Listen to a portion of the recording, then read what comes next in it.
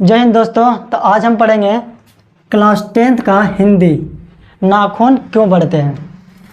आज हम हिंदी कहानी पढ़ने वाले हैं, नाखून क्यों बढ़ते हैं। देखिए, ये कहानी नहीं है, यह एक ललित निबंध है। जैसे 1 नंबर का ऑब्जेक्टिव में पूछता है कि नाखून क्यों बढ़ते हैं, ये क्या है, कहानी है, कविता है। तो हमें क्या देखना है, यह एक ललित निबंध है। ये जो निबंध लिखे हैं, इनका राइटर है हजारी प्रसाद द्विवेदी। तो आइए सबसे पहले ये जो लेखक है इनके परिचय जान लेते हैं, लेखक परिचय जानते हैं, फिर उसके बाद हम कहानी का सारांश समझेंगे। हजारी प्रसाद द्विवेदी जी का जन्म 19 अगस्त 1907 को उत्तर प्रदेश के छपरा जिला में हुआ था। इनका जन्म 19 अगस्त 1907 को यूपी के छपरा में हुआ था। इनके पिताजी का नाम अनमोल द्विवेदी और इनके माताजी का नाम श्रीमती ज्योतिषमती था। ये जो हजारी प्रसाद द्विवेदी जो थे ना, ये संस्कृत के साथ साथ बांग्ला के भी विद्वान थे, अर्थात इन्हें संस्कृत और बांग्ला दोनों भाषाएं अच्छी तरीके से आता था। इन्होंने अपनी प्राथमिक शिक्षा अपने ही पास के स्कूल से प्राप्त किए और उच्च शिक्षा के लिए वो चले गए काशी हिंदू विश्वविद्यालय, और फिर इसी विश्वविद्यालय से उन्हें आचार्य की उपाधि मिली। इसके बाद इन्होंने कई सारी रचनाएं लिखी, जिनमें से इनका कुछ प्रमुख रचनाएं हैं जो एग्जाम में अक्सर पूछते रहता है। इनका प्रमुख रचना है अशोक का फूल, कल्पलता, अशोक के पर्व, विचार वितर्क, वान भट्ट की आत्मकथा। ऐसे और भी कई सारे प्रमुख रचनाएं हैं। इन्हीं रचनाओं को देखते हुए भारत सरकार ने इन्हें 1957 में पद्म भूषण से सम्मानित किया। ये सवाल ऑब्जेक्टिव में पूछा जाता है, पद्म भूषण से किन्हें सम्मानित किया गया। तो पद्म भूषण से सम्मानित जो किन्हें किया गया था वो थे आचार्य हजारी प्रसाद द्विवेदी। देखिए, अगर आप एक स्टोरी लिखते हैं या कविता लिखते हैं तो आपको इन क्षेत्र में, अगर आप अच्छा स्टोरी या कविता लिखते हैं तो आपको उस क्षेत्र में पद्म भूषण से सम्मानित किया जाता है। जैसे फिल्मों में लोग फिल्म फेयर अवार्ड में लोगों को अवार्ड मिलता है अच्छे फिल्मों के लिए, ठीक इसी प्रकार से जो अच्छा स्टोरी और कविता लिखते हैं उनके लिए पद्म भूषण से सम्मानित किया जाता है।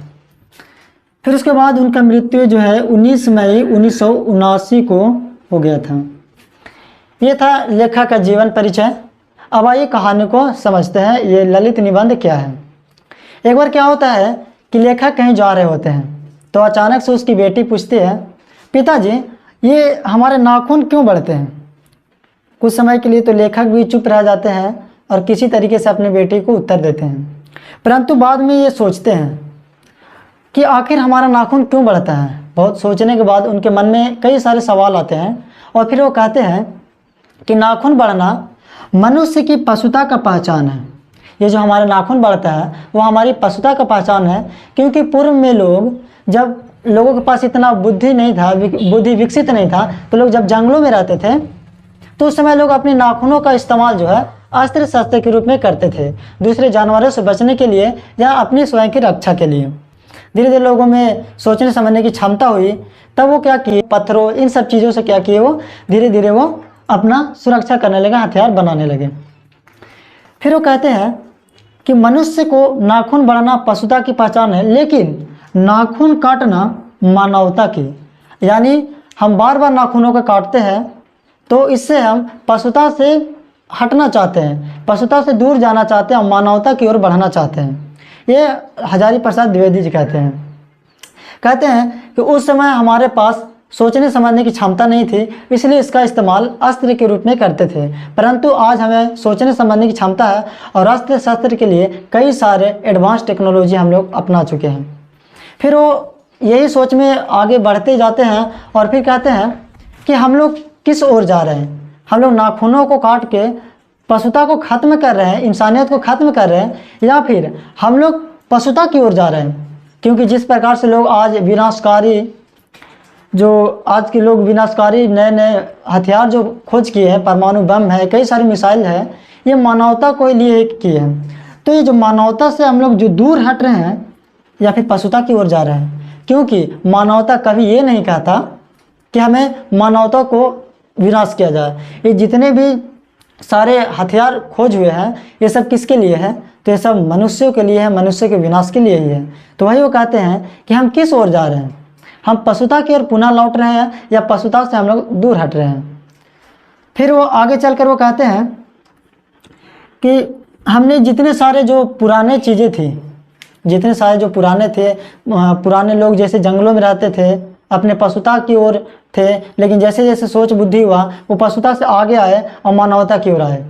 फिर वो कहते हैं कि हर एक पुरानी चीज़, वो कालिदास की बातों को याद करते हैं और कहते हैं कि हर एक पुराने चीज़ अच्छे नहीं होते, सब पुराने चीज़ अच्छे नहीं होते और सब नए खराब नहीं होते।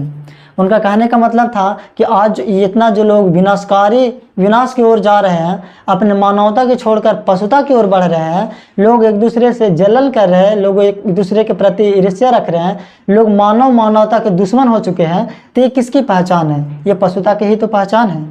तो वही वो कहते हैं कि हमें कुछ कुछ चीज़ों को जो है, नई चीज़ों को ज़्यादा हमें कुछ नए एडवांस तरीके में नहीं जाना चाहिए और ना ही हमें कुछ पुरानी चीज़ों को भी हमें अपनाना चाहिए। इस कहानी के माध्यम से वो यही संदेश देना चाहते हैं कि मनुष्य जो है नाखूनों को हटा करके अपनी मानवता की ओर जा रहा है और नाखून रखना पशुता की एक पहचान है। अगर ये कहानी आपको अच्छी लगी तो लाइक ज़रूर कर दें और इस चैनल को सब्सक्राइब कर दें। जय हिंद।